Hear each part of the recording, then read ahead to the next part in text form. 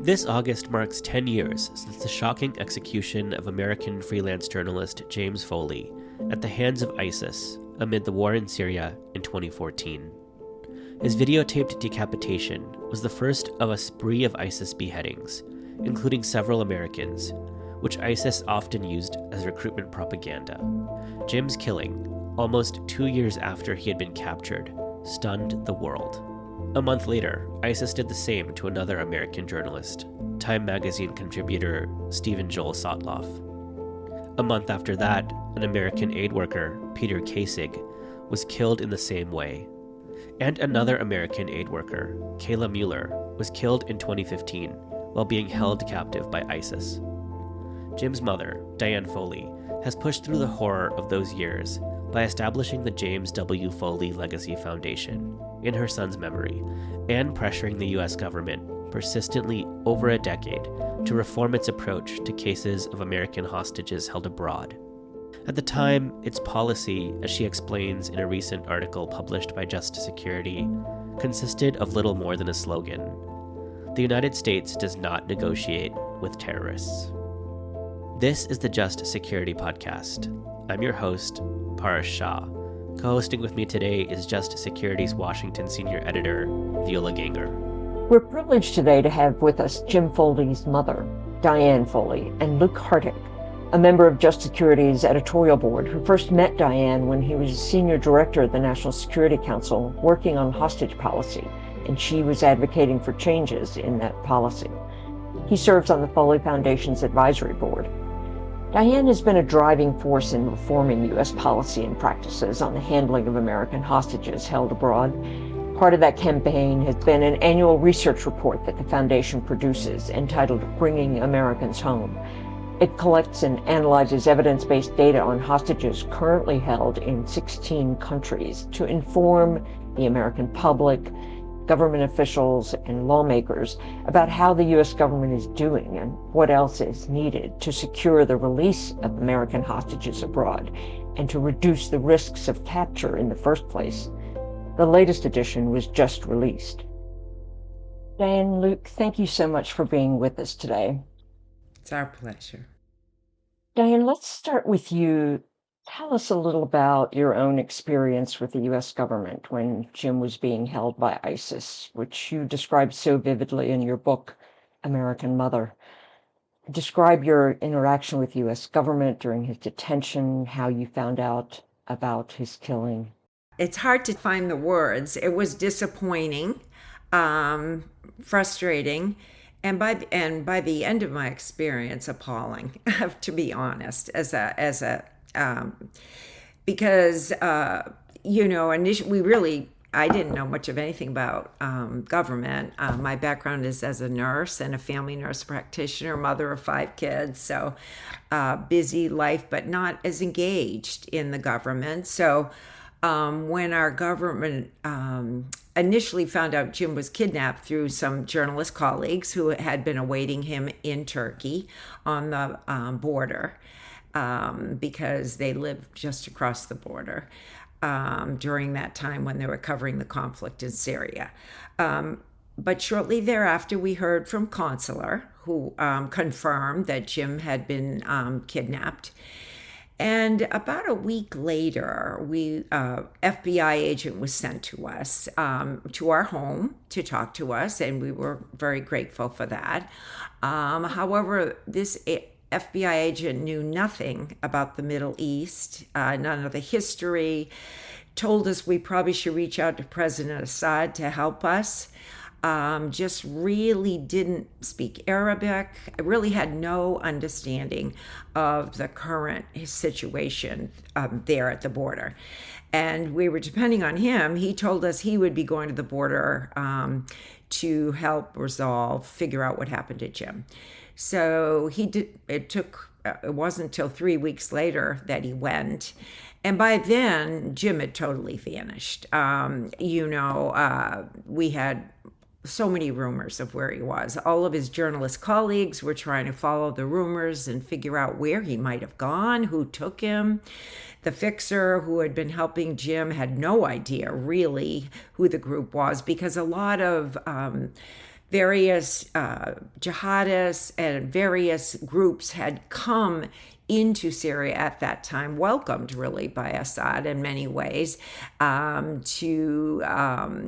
this time of civil unrest when a lot of the population was trying to seek their own freedom. So it was a very confusing time, and he disappeared. Nobody knew where he was, and I never got any information at all from the government. No one was allowed to tell me anything for the next 10 months.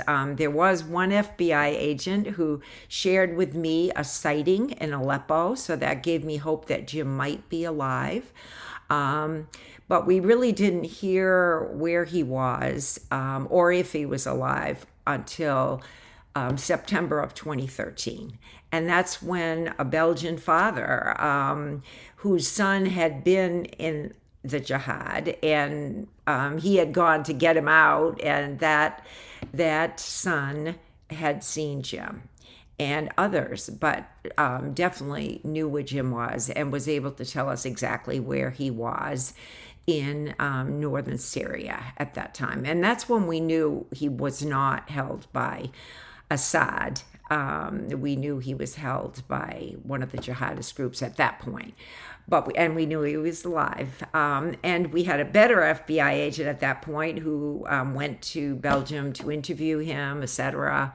So our government knew where Jim and the other Americans were starting in September of 2023, because and then they moved to Raqqa later as things developed. The jihadists finally reached out to us about a year from his date of kidnapping in November of 2023. But our FBI was not allowed to engage with them at all. Their hands were tied. And so it was on us as families to try to reply to the captors when they wrote to us. And FBI was kind. They tried to advise us, just be yourselves, tell them you can't give money, you can't give political prisoners, just be ourselves. So that's what we did. So the captors communicated with us for about 1 month. And then FBI told us not to tell anybody that Jim had been held. So we did not, except for close family. And then, however, the end of December, ISIS essentially left and moved to Raqqa, and we never heard from them again until just before Jim's murder. That ended that communication. So as far as at that point, we were just desperate. So in the new year, in January of 2014, we decided we had to go public, that we needed help from somebody. Our government wasn't telling us anything.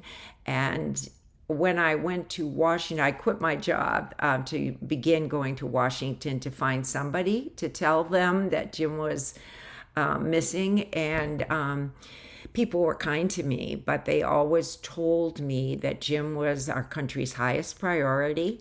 But gave me no information. So I trusted that for a good year. But starting in 2014, I was getting more and more frantic.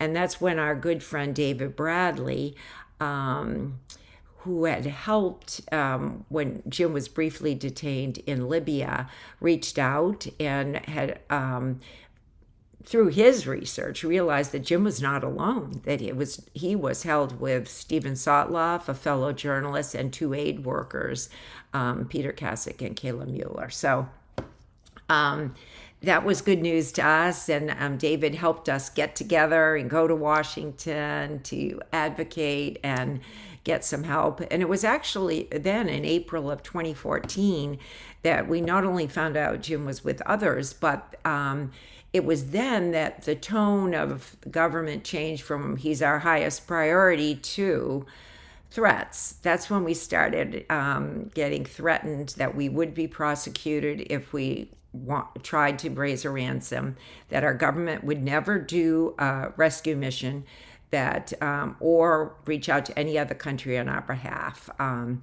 We were threatened 3 times with that. It was really appalling, but it was the truth. The truth was our government had made that decision that they were not going to negotiate. But no one ever told us that, except when Mark Mitchell threatened us with the fact that we would not be helped, essentially, and said we would be prosecuted if we sought to raise ransom. But that's when we started to get really nervous. And that's when, as a family, we started getting pledges for ransom, because I could tell that other hostages were starting to come home. All the Europeans started to come home in February, first the Spanish, then the French. Then, our friend Frederica Motka, who really came to the States several times trying to advocate for the British and the Americans. But it became clearer or I was feeling that somehow that wasn't going to, I was just worried. And then I went back to France to try to find out how they got their citizens out. It became kind of a desperate time for all of us. And then actually, I was just in Paris when my husband called to tell me the jihadists had reached out again, saying that if the bombing didn't stop in northern Syria, that Jim would be the first to be killed. So, but I was hopeful that they were in touch, so we got in touch with them, told them we'd raised pledges for ransom. Obviously, it was much too late. So anyway, when Jim was killed, so horrifically beheaded, after my horrible shock, I was angry, to be honest, because I felt my fellow Americans had lied to me, had told me that they were on it for Jim, when in fact they weren't. And in all fairness to them, I think they didn't know what to do with me. At that point in time, our country had no one who was really accountable for helping a family whose loved one had been targeted because he was American, not because he had committed any crime. So they really didn't know how to help me, I think, is part of the problem. And but I felt betrayed. I really did. And I felt strongly that Jim would have wanted us to use his death somehow for good. So that's when we started the Foley Foundation because I really felt our country could do much better, could be more honest with citizens, could have the backs of brave citizens who are going out into the world, but are targeted because they have U.S. passports. So it was a very disappointing, horrible time for us, but my hope is that out of that has been born, came, all the good people stepped up after that. So, and that's when the president, well, it really took several deaths before everyone woke up, to be honest. Jim was the first, followed by Steven Sotloff and Peter Kassig, Kayla, Luke Summers, Warren Weinstein, Robert Levinson. So it's really their legacy of, that I think helped to awaken our nation.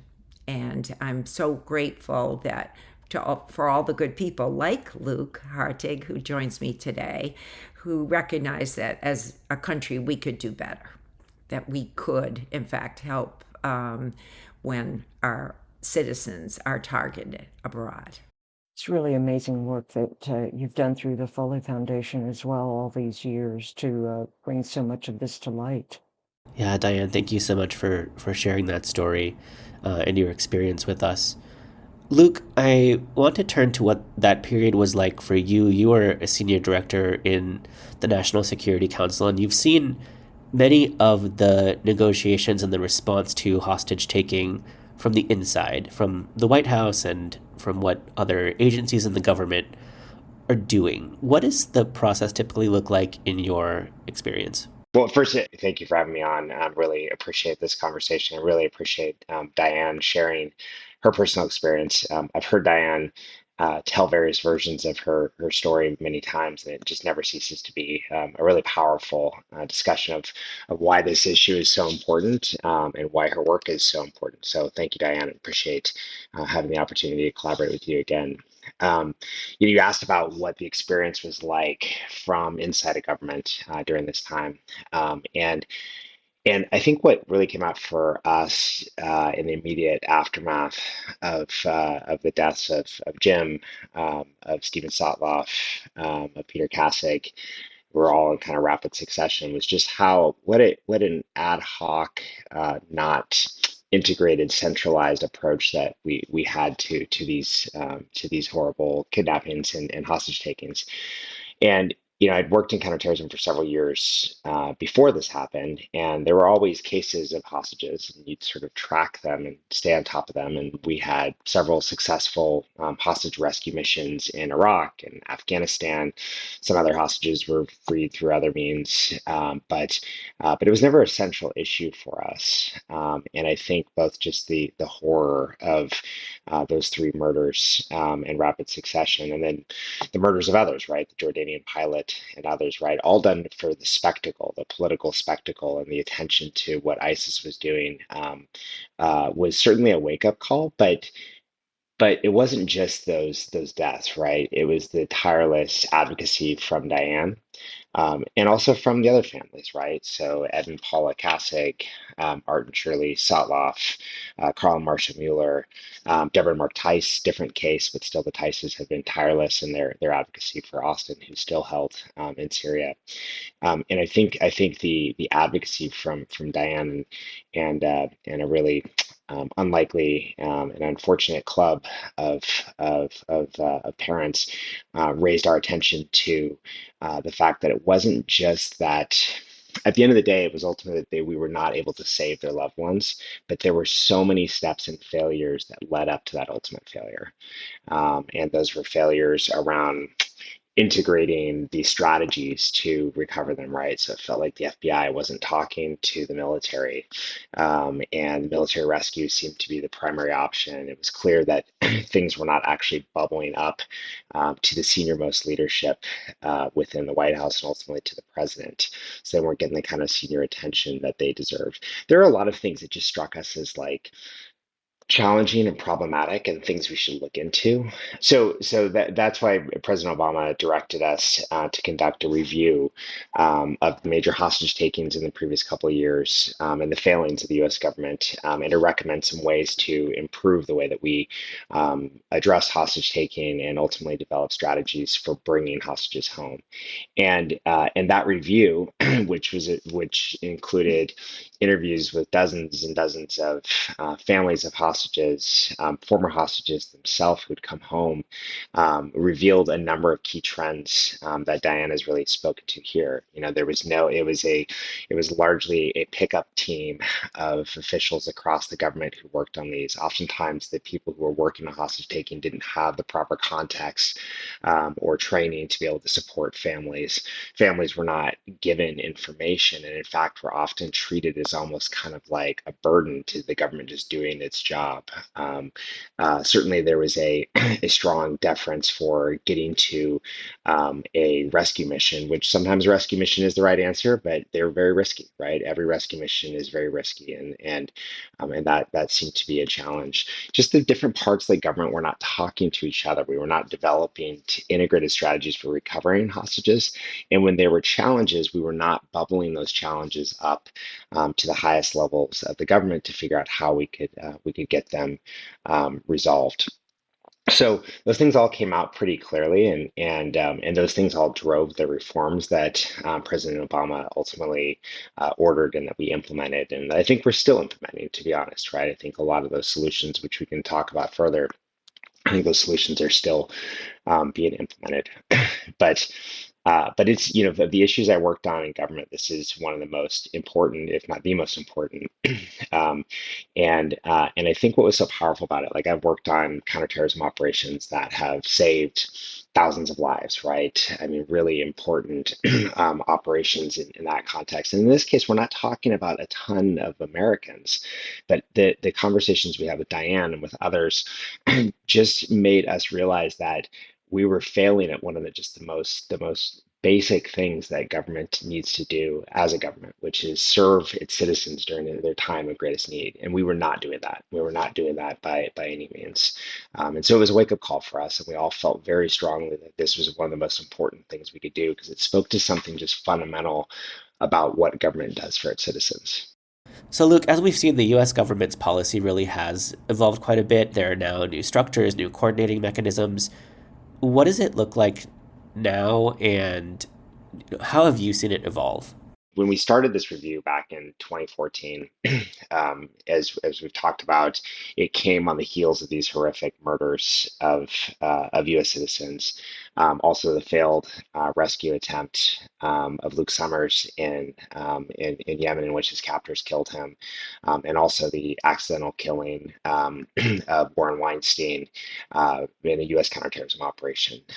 So some horrible stuff. Those were the high-profile cases. When we dug into hostage taking, we actually found that the largest number of cases were criminal kidnappings that were usually very quick kidnapping for ransom type operations, often related to drug cartels in the Western Hemisphere. Most of those cases did not go on for very long, and there was a ransom paid pretty quickly, and the loved one was returned home. The hardest cases were definitely the hostage takings. There were definitely concerns at that time about unjust detentions. I believe at that time Jason Rezaian was being held in Iran. A number of other American citizens were held in other places by governments that we do not have friendly relations with. And I think that the urgency was getting the hostage cases right, and so we moved quickly to address that. The wrongful detention cases just seemed like maybe a little bit more than we could actually bite off at that point, and it just frankly was not the acute challenge then that it is today. So we didn't tackle that one. They are more complicated, and I'll talk about that in a second. They're just different, similar. They're complicated, but in different ways. The main things that we did to try to fix U.S. hostage taking or U.S. response to hostage taking was, and Diane's alluded to these, we've created three structures. We created this operational level hostage recovery fusion cell where the best of each agency across the government, the FBI, the State Department, the intelligence community, the Department of Defense, could come together in one place with access to the resources of their home agencies and build combined operational plans for bringing home hostages, right? And those plans would be different depending on the nature of the taking and the resources available to us. Sometimes it might be a military operation. Oftentimes it might be a negotiation or work through a third country, various other means. The second big component was the creation of the Special Presidential Envoy for Hostage Affairs, which was important to create a senior level diplomat who had the ability to reach directly to the Secretary of State and indirectly to the President of the United States and advocate on behalf of hostages overseas. In fact, we've seen a number of cases of hostages coming home based on us just reaching out to our allies who might have better connections, who might have connections to some dubious people, but the types of connections that can bring people home. And I think that's been an immensely powerful position. And we've had a number of really great special presidential envoys. Roger Carson's the current envoy is excellent, and it's this administration's credit that they kept him over from the Trump administration, and he served faithfully and patriotically in both administrations. And then the final thing was the creation of this hostage recovery group at the White House level. And this is a policy strategy level group focused on hostage taking. So it's not going to develop all the operational plans for bringing people home. But when there's a challenge, right, there's a, hey, what should we do at this moment? Or this agency is being difficult and not providing the information we need. Or the president is meeting with the hostage families next week, and what should the president know about these situations, and where should he be ready to make new commitments? That group was supposed to develop all those things and make sure that there was a pathway to the highest levels of government. As Diane said, I think this is a space where there's been a little bit of falling short. Now, that was the architecture that we built explicitly for hostage takings by terrorist groups and other non-state actors.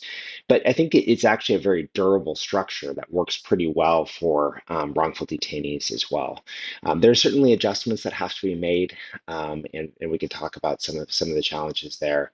But I think it actually works pretty well as a structure, and a lot of the modifications that have been made through the Levinson Act and through different implementation of this framework by the current administration and by the Trump administration was meant to adapt to the current challenge. There's just different set of complications when it comes to wrongful detentions by state actors.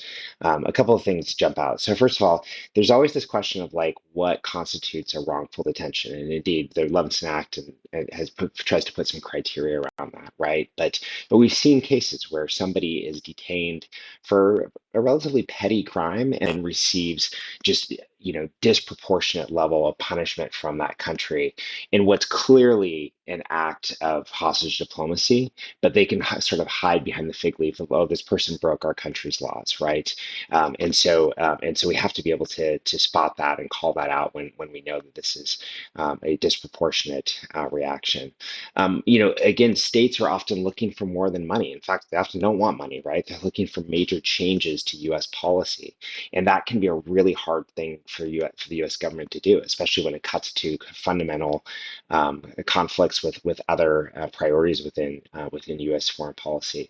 And then when it comes to working with families, one of the challenges is that a lot of times the information that we are able to gather on wrongful detentions held by foreign nations is obtained through some of the most sensitive means of intelligence collection. And it's not always stuff that we can share with somebody who's not cleared for security clearance. So that can be, I think sometimes that's a cop-out, sometimes that's an excuse, and the government needs to work harder to share critical information with families, but it does make it a little bit harder to do that. And I think one of the things that we've learned is that the most successful hostage and wrongful detainee recovery strategies include the family as a co-equal partner in bringing the person home. So we have to continue to work through that, and I think the structure is sound, but I think one of the things that jumps out for me and really comes clear from Diane's report is there's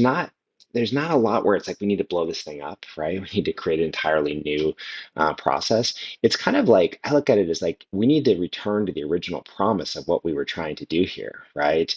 That when we have the fusion cell is truly bringing the best across government into this work, that it's career enhancing for the people there, that the agencies are freely sharing and supporting the people that they have on the fusion cell, that the special presidential envoy is really well integrated as just one arm of recovery strategies, a very important arm, but not the only arm of recovery strategies. That pathway to the White House is there, both because there's often thorny issues that we need to resolve, but also having been a White House policymaker myself, it's so important that people in those roles and ultimately the President of the United States hears from the families of those who are being held abroad. It's just absolutely essential. It's important that government feels that and feels that urgency, right? I mean, when you have Diane come in to see you every week, you feel a sense of urgency. That's important.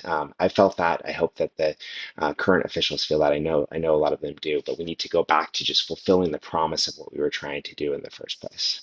That's really helpful. Thank you very much, Luke, for that. Diane, I want to turn to the current situation right now. The Foley Foundation just issued this report, the annual research report that you put out, Bringing Americans Home. What did that this time reveal about the number of Americans who are being held abroad, which countries or groups are holding them, and so forth? Give us a sense of the current situation. If I may, Viola, I'd just like to offer, though, that what Luke was just expressing, this comprehensive review, because it included not just inside government assessment, it really took time to speak to many victims, many people, many victims, returned hostages and hostage detainee families were interviewed. General Sotloff, who did this review at the Center for National for Counterterrorism, did an outstanding job, very patiently talking to families and getting that point of view. But one of the issues is we really haven't had a review that's included victims with a public result since then. So it's been 10 years since that review was done. And that review was focused on hostage cases. And our government at that time limited that primarily to people who are targeted by criminal gangs or terrorists or pirates, if you will, not nation states. So now we're in a situation where, and that is the reason we've done this report annually, to be honest, because we, as a foundation, really wanted to keep track of all the good progress, because this structure that was put in place in June of 2015 has saved more than 120 innocent American lives. I mean, it's really made a huge impact on brave journalists, aid workers, businessmen who go out in the world and do important things that are needed for our economy, foreign policy, etc. But they've come home thanks to this structure that was put in place. However, we wanted to know from a family point of view, are families being heard? Are things being declassified? So families, like I had been told several times that they would never do a rescue mission for Jim. And unbeknownst to me, a few weeks before he was killed, it was tried. But that was after, 9 months later, after others were already released and they were moved. So it was, those folks risked their lives and no one was there. No British or Americans were left.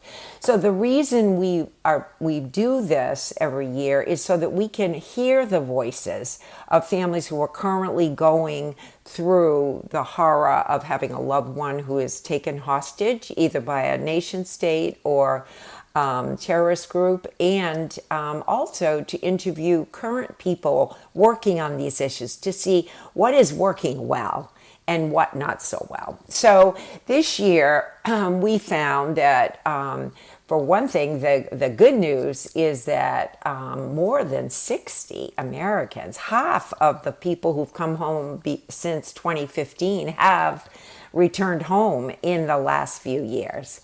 2022, 2023 were miraculous for many families because of the wonderful leadership. Roger Carsten's this has been held over from the Trump administration through the Biden administration, and that's allowed him and his department at the State Department to really grow in their expertise at figuring out ways to negotiate with captors and honing their own diplomatic skills. So I really have to give credit to them. But there still continue to be issues. And one of the issues was one that Luke alluded to, actually, is that even though a wonderful work has been done by the Special Envoy and the Fusion Cell at different times, that Fusion Cell, in our opinion, from what the families are saying and people working inside government, has suffered because the leadership has stayed siloed at the FBI. They've also suffered because they haven't had a direct line of funding. So they've been dependent on funding within the FBI, which is often hard to get, And because more and more of the captors of our citizens have been nation states, that was another reason their funding has not been prioritized. So we are concerned that the SPIHA in some ways has had to rebuild a fusion cell within the State Department. So one of our recommendations, we would love to see them be mandated to collaborate and co-locate and perhaps even have funding that can shift depending on who the captor is, whether it's a state actor or in fact a terrorist group. So we would love some help to improve that. The other thing is, thanks to the bravery and the hard work of the Levinson family, in 2020, we helped support the Levinson family in putting through a bill in the name of Robert Levinson called the Robert Levinson Hostage Taking and Accountability Act. And within that act, and a very important criteria were developed to identify when, in fact, a U.S. citizen is arrested abroad, when is that wrongful or unjust? And I must say that thousands of Americans are arrested every year. I mean, Americans do wrong things for sure. And so other governments certainly have, reasons to arrest them. But there is a small subset, but important subset of those arrests that at times are truly wrongful. And so the Levinson Act put forth criteria for when those were, in fact, wrongfully detained. So that put a big burden on the consular, which is a huge group within the State Department that, lets us know when an American has in fact been arrested, but have no role in advocacy or anything like that, and previously had no role in assessing the justice of that arrest, if you will.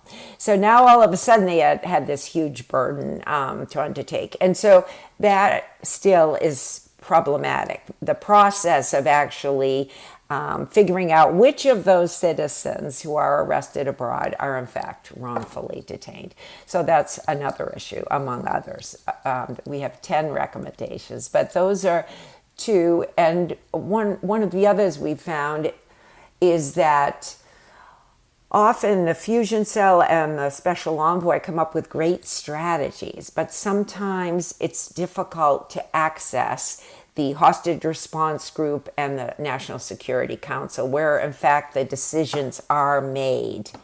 And so every time there's a new administration, that access has been problematic. And the first year of the Biden administration, that was the case. And then that's when, thanks to good people like Josh Geltzer and others, he stepped in and became that liaison, if you will.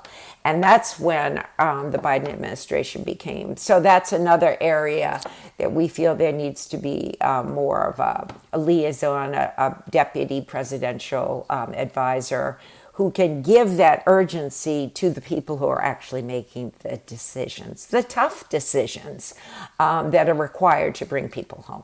So those are just a few of our 10 recommendations. Thank you very much, Diane, for that. That's really helpful. I just want to go back for a minute to some of the statistics that emerged from your report this time. Can you give us a few top lines about that trend that you mentioned of so many having been released? Where are we now? How many are still detained in how many countries? Sure. Really, it's been so exciting to see how many, more than 60 Americans, 64, I believe, U.S. nationals have come home, particularly strong during 2022 and 23. To date, we know of 46 public cases. And I say that because that's not the whole number, but the entire number is a classified number. There's not a public number of how many people are arrested who really might well qualify to be a wrongful arrest. And that is a difficult process because often captors will allege all kinds of crimes to detain folks. But as far as headlines, when our report came out last September, we were saying the trend was definitely away from terrorist groups taking our citizens and more, it was more towards nation states. But after October 7th of 2023, of course, with Hamas taking so many Israeli hostages, and at the same time, the Taliban taking hostages, that in 2023, 13 U.S. nationals were taken by terrorist groups. And additionally, because of the wonderful releases from Iran and Venezuela, those were huge wins. But on the negative side, Russia has really been targeting Americans in the last couple of years. And now we're up to 9 U.S. nationals, or 11 rather, that we know of, who are detained in Russia, and only 2 of those have been designated by the Secretary of State as, in fact, wrongful detentions, which, of course, is upsetting to the other families, many of which really feel they should be in that qualification. And China continues to be very difficult. We know of at least 11 public cases, and a lot of those arrests have been really long-standing, 11 years, 15 years held. And of course, we have Syria, concern about Austin Tice, and if there are any other remaining U.S. nationals there. But yeah, so that's the headlines. Austin Tice being the American journalist, photojournalist, who has been held in Syria for, more than 10 years now, I think? 12. So we hope he's alive. Yeah. Yeah, thank you so much to both of you. Your perspectives really are so illuminating on both sides of this process, both from the families and from inside government, and how those two perspectives are at times in tension but can also collaborate. Is there anything else that we haven't touched on yet that you'd like to add? If I may, Paras, thank you for that question. There are several things. I think I love what Luke said about the promise, because I think as a government, it is important. It needs our government needs to have the moral courage to prioritize the return of innocent fellow Americans and to do all they can to support their return. And so a lot of that has to do with the leadership, because there's always competing issues, and particularly with state actors. That's why a lot of nation states wish to use our citizens as political pawns, because they want to directly interfere with our foreign policy, with our economy. They want to, in fact, hold us hostage by holding innocent Americans. So an important issue that I know our government is thinking about, but all of us need to work on, is deterrence. Deterrence by, in my opinion, working with other Western allies so that collectively we can help one another when a nation is faced by citizens who are attacked. And I think a good example of our doing that has been when Hamas took the Israeli hostages, and how our country has sought to work with allies like folks in Qatar and Lebanon and Egypt to try to somehow both free the hostages, cease the conflict, and provide humanitarian aid. Those are very complicated problems when they come to the fore. So one of our big concerns is that there's a need, in my opinion, for another comprehensive review, both inside and outside of government, to include the complexity of when nation states target our citizens. Because I really feel that's the part that President Biden's so aware of, and he calls the national security threat. The fact that citizens who are going about in the world doing work or serving in various capacities, when they're targeted and held hostage, our country in many ways is held hostage also. And so I really feel that there is need for us to address the tweaks that Luke and I have both been alluding to, so that we have a stronger response when our people are targeted. And then the only other thing I would like to add is the importance of reintegration and the debriefing of people when they come home. And we have many other good people helping us. But I mean, a lot of people, when they come home, their credit is shot. Their IRS wants taxes paid. Their career is gone. Often families are broken. So there's a real need for more support in that regard to help families, both during and after. I'd love to pick up on Diane's last point there because there is some incredible work being done in this regard from Hostage US, which really focuses itself on helping hostages once they've come home with reintegrating in all its facets. But it's a nonprofit group that's reliant on donations from various folks who care about this, and Diane and I know Avila and Paris, you care about this as well, that this is so important as an issue, but it's not an issue where there's a lot of awareness across the country, right? So it's hard. It's hard that we are reliant on the few people who know about this and want to fund these types of organizations that do this. And I do think there needs to be more resources toward this, and I think some of those resources should be coming from the government because the reality is, and Diane and I know a lot of hostages and wrongful detainees who've come home, is that it's really, really hard to come home. It's really hard to come home. And if the intensity that we've brought to supporting their case and bringing them home is not then extended to helping them resume their lives, then we've ultimately failed these people, even if we manage to save them from their captors. So that's a really, really important point.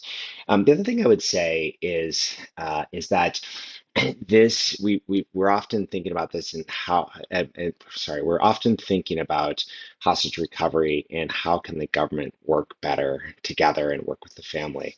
But what we've seen in successful recoveries, and certainly something that I've seen from my own work as a private citizen, is just the importance of a network of private citizens who want to help on these types of cases.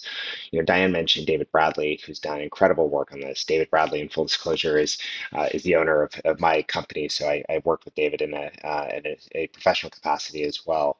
But David has been remarkable as a high-profile individual who has been able to use the stature that he has to open doors, to make connections to other prominent Americans, to prominent foreign businessmen and heads of state and foreign officials, et cetera, to be able to bring hostages home. So it's a really important point and one that kind of gets overlooked. I had my own experience with this kind of front and center. I joined a pickup team of people who were committed to helping bring home the American Sam Goodwin, who was held in Syria for about 2 months a couple of years back. And I came at this as a former government official, and with all the knowledge that came with that, we had several other people who had different areas of expertise, regional knowledge, et cetera. And then we had just this extended network, and ultimately the connection that ended up bringing Sam home was not something that the U.S. government did. It was actually a random connection that his sister had to a friend who was a Lebanese woman who ultimately connected the Goodwin family with the Lebanese government, and a particular official in the Lebanese government who was able to get Sam out. So it was a real case of it takes thinking holistically and broadly about those types of people who might have the connections, who might be more trusted than the U.S. government would be, and can actually implement the strategies to bring people home. And it wasn't an easy process, right? At several points when we had leads and thoughts about this, the government dismissed us, right? And it was very disheartening to be on the other side, having been in a senior role and having worked so hard on these policy reforms, and to see advice that I was giving to this family that I knew was very good advice, based on the best information, being dismissed by FBI agents and others was really disheartening. And that's why I say some of this is going back to the original promise of what we're trying to do, that all information is helpful. We can sort what's valid and what's not, but we should not dismiss information because it's not coming from within the U.S. government. I totally agree with that, Luke. I think third party experts are critical. And I really feel, the work of Governor Richardson, the Richardson Center, Ali Soufant and his group. There are many security people who are doing work behind the scenes and pro bono work, because often it is easier to act quickly, like in the case of Sam Goodwin, when you know somebody and can connect the dots. That's how David Bradley's team and some Teach for America researchers help identify a woman who helped Claire Gillis and Jimmy come out of Libya. That was also a person relationship that made that happen. So I totally agree with Luke about that. And then there's still some policy issues that we need to work on too. I feel that we need to protect citizens when in fact they do come home, so that don't have put undue burdens of taxes and other things to hoops to jump through, and issues like the use of in hostage taking of possibly considering being creative about the use of tools. Like people can still not, our government's not allowed to use ransom as lure to lure out captors in a hostage taking situation. We've had some hostage cases that have, required much longer to resolve because we could not use all the tools. So we need to have creativity and return on the promise, as Luke said, because these are our people. So I thank you very much for listening to that. Yeah, thank you so much to both of you for joining the show, for sharing your perspectives. We'll be continuing to track all of these issues at Just Security and featuring your analysis. I highly recommend Diane's written piece to our listeners. We'll put it in the show notes. Thank you again to both of you. Thank you so much, both of you. Really appreciate it. Thank you. Thank you for your time. Thank you, Luke, Viola, and Paris. So appreciate you. Thanks, Dan. Good to see you all.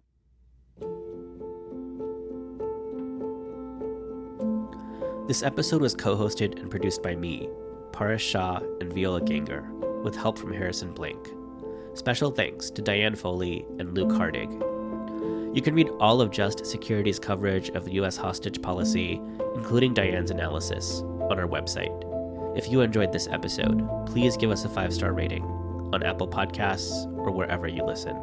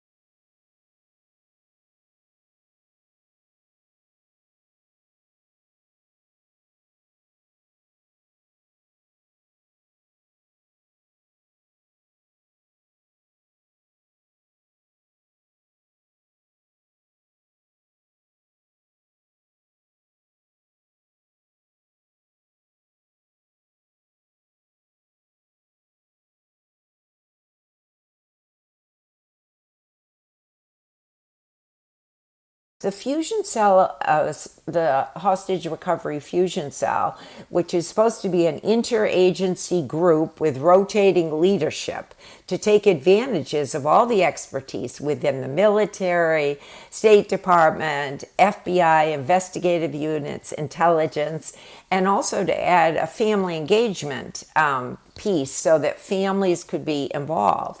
That agency